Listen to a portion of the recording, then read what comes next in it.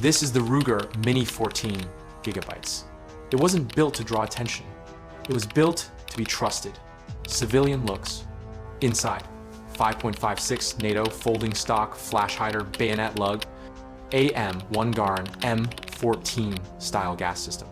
Trusted by the military for being durable, low maintenance, and reliable. Before the AR-15 took over, police and government forces chose the Mini-14 gigabytes for one reason. It doesn't scream, "I'm a military rifle," but it performs exactly like one. Today, discontinued. Prices rise, reputation rises, and it becomes a quiet legend. Mini-14 gigabytes, not a rifle to show off, a rifle to assign missions to.